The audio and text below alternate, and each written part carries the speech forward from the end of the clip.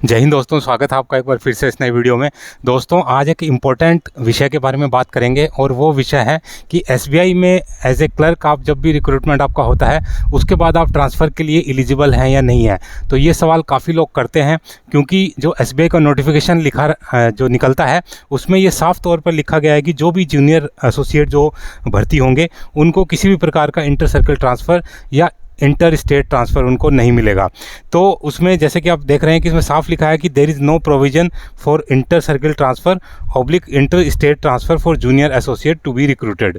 तो यहाँ पर बात आती है कि क्या वो जिस स्टेट से भर्ती होंगे क्या उनको हमेशा उसी जगह के ऊपर नौकरी करनी पड़ेगी, या जिस भी वो रीजन में भर्ती होंगे क्या उसी रीजन के अंदर उनको नौकरी करनी पड़ेगी। तो दोस्तों इसमें एक इम्पॉर्टेंट चीज़ ये है कि काफ़ी जो लोग होते हैं वो अपने स्टेट से अप्लाई नहीं करते क्योंकि वहाँ पर या तो वैकेंसीज़ काफ़ी कम होती हैं या फिर उनको लगता है कि यहाँ पर कंपटीशन बहुत ज़्यादा है तो मुझे दूसरे स्टेट से अप्लाई करना चाहिए, और वो दूसरे स्टेट से सिलेक्शन लेने के बाद वो अपने स्टेट में दोबारा वापस आने के हिसाब से वो ट्राई करते हैं। तो जैसे कोई भी कैंडिडेट, सपोज़ कीजिए कि कोई भी कैंडिडेट उत्तर प्रदेश का रहने वाला है और उसको लगता है कि उत्तर प्रदेश में वैकेंसी कम है, तो वो हो सकता है कि वो राजस्थान से अप्लाई करे या किसी दूसरे स्टेट से अप्लाई करे, और उसके बाद वो वहाँ पर भर्ती होने के बाद कुछ एक साल बाद अपने स्टेट में वापस आने की सोचता है और इसी हिसाब से वो एग्ज़ाम को देता है। ये तो होता है इंटर सर्किल ट्रांसफ़र। जैसा कि आप जानते हैं कि एसबीआई के अंदर जो सर्किल हैं, टोटल 17 सर्किल हैं जो कि अलग अलग स्टेट्स को कवर करते हैं। जैसे कि राजस्थान का पूरा एक जयपुर सर्किल है, इसी प्रकार से कई ऐसे सर्किल हैं जो कि 2 या 3 स्टेट्स को भी कवर करते हैं। तो इंटर सर्किल का मतलब है कि आप किसी एक सर्किल में भर्ती हुए और उसके बाद आपने ट्रांसफ़र लेके किसी दूसरे सर्किल में गए। सपोज़ कीजिए कि आप उत्तर प्रदेश के रहने वाले हैं और आप राजस्थान से आपका सिलेक्शन हुआ और उसके बाद जैसे राजस्थान में आपने ज्वाइनिंग की, उसके बाद आपको सर्किल जो आपका चेंज होगा और आप वापस अपने होम स्टेट में जा सकते हैं। तो ये तो होता है इंटर सर्किल ट्रांसफ़र। और जो विद इन स्टेट ट्रांसफ़र होता है, जो सर्किल के अंदर जो ट्रांसफ़र होता है, उनको बैंक की भाषा में इंटर एओ ट्रांसफ़र बोला जाता है, एडमिनिस्ट्रेटिव ऑफिस ट्रांसफ़र बोला जाता है। यानी कि आप सपोज़ कीजिए राजस्थान में आप उदयपुर में आप पोस्टेड हैं और वहाँ से आप जयपुर आना चाहते हैं, यानी कि आपका सर्किल चेंज नहीं होगा, सिर्फ आपका एडमिनिस्ट्रेटिव ऑफिस चेंज होगा, तो उसको इंटर एओ बोला जाता है।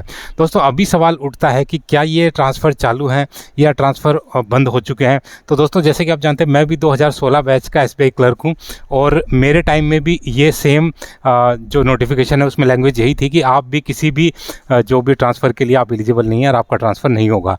तो दोस्तों, ये सब बैंक जो लिखता है वो इसलिए लिखता है कि क्योंकि जो भी एम्प्लॉई आता है वह इसको अपना राइट ना माने कि मेरा राइट है कि मैं अपना ट्रांसफ़र ले सकता हूं, क्योंकि बैंक की डिस्क्रिप्शन के ऊपर डिपेंड करता है कि बैंक को अपनी काम की ज़रूरत के हिसाब से वो एम्प्लॉय को पहले बता देता है कि आप हमसे किसी भी प्रकार का ट्रांसफ़र नहीं मांग सकते। पहले ही वो क्लियर कर देता है कि भाई आपको किसी प्रकार का ट्रांसफ़र नहीं मिलेगा, ताकि बाद में कोई भी एम्प्लॉय हो वो कोई कोर्ट केस या अन्य प्रकार के कोई दावे ना करे कि मुझे ये प्रॉब्लम है या मुझे वहाँ पर जाना है। तो बैंक अपनी सेफ्टी के लिए नोटिफिकेशन में वो लिखवा देता है। दोस्तों, अभी देखते हैं कि जो रियल जो हकीकत है वो क्या है, आज की डेट में इंटर सर्किल ट्रांसफ़र हो रहे हैं या नहीं हो रहे हैं। तो दोस्तों, मैं आपको बताऊं कि आज की डेट में इंटर सर्किल ट्रांसफ़र हो रहे हैं और इंटर एओ ट्रांसफ़र भी हो रहे हैं। तो दोनों ही ट्रांसफ़र हो रहे हैं। मैं खुद 3 साल पहले इंटर एओ ट्रांसफ़र लेके और अपने स्टेट में ही एक जगह से दूसरी जगह के ऊपर आया हूँ। तो दोनों अभी हो रहे हैं और दोनों के होने का एक मेन मकसद ये है कि क्योंकि बैंक जो एसबीआई बैंक है उसके एम्प्लॉयज़ की संख्या काफ़ी ज़्यादा है, 2.5 लाख से ऊपर के एम्प्लॉई हैं, और बैंक हमेशा ये चाहता है कि जो अपने एम्प्लॉयज़ को अच्छी से अच्छी वो फैसिलिटी प्रोवाइड करे in terms of salary, in terms of posting transfer.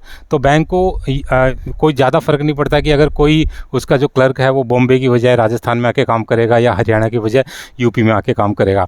तो बैंक जो चाहता है कि उनके जो एम्प्लॉयज़ हैं उनको अच्छी सर्विस मिले और उनको अच्छा उनका वेलफेयर हो। तो इसीलिए बैंक ने अभी तक ये व्यवस्था चालू कर रखी है कि इंटर सर्किल ट्रांसफ़र भी होते हैं और इंटर एओ ट्रांसफ़र भी होते हैं हर वर्ष। लेकिन उसमें शर्त यह है कि जो भी जूनियर एसोसिएट भर्ती होते हैं वो तुरंत ही इंटर सर्किल ट्रांसफ़र या इंटर एओ ट्रांसफ़र नहीं मांग सकते। उनको कम से कम 3 साल की आपको एक जगह के ऊपर सर्विस करनी पड़ेगी। सपोज़ कीजिए कि आप किसी दूसरे स्टेट के रहने वाले हैं और किसी दूसरे स्टेट से आपने अप्लाई किया है और वहाँ पर आपका सिलेक्शन हो गया और उसके बाद आपको किसी एक पर्टिकुलर ब्रांच में पोस्टिंग दे दी है। तो उस ब्रांच में आपको कम से कम 3 साल की नौकरी करनी पड़ेगी। उसके बाद आप एलिजिबल होंगे इंटर सर्कल ट्रांसफ़र के लिए या इंटर एओ ट्रांसफ़र के लिए। अगर आप विद इन स्टेट जाना चाहते हैं तो आप इंटर एओ की ऑनलाइन एप्लीकेशन आती है वो लगा सकते हैं, और अगर आप इंटर सर्कल ट्रांसफ़र चाहते हैं तो अपने सर्किल से दूसरे सर्किल के लिए भी वो एप्लीकेशन को आप लगा सकते हैं।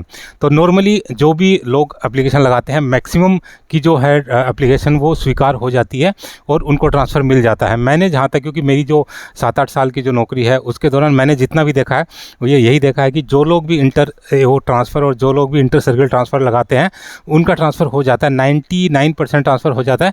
1-8% इस वजह से रुक जाते हैं क्योंकि जिस एरिया में आप जा रहे हैं, कई बार क्या होता है कि जो एरिया वो हैवी डिमांड के ऊपर रहता है, कि जैसे जयपुर सभी आना चाहते हैं क्योंकि राजधानी है, काफ़ी मेडिकल फैसिलिटीज़ और बच्चों की पढ़ाई की ये सब चीज़ें देखकर काफ़ी लोग हो सकता है कि जयपुर के लिए ट्रांसफ़र लगाएं। तो उनमें से हो सकता है कि सभी को ना मिले और कुछ एक लोगों को ही उसमें मिले और कुछ लोग उसमें रह जाएं।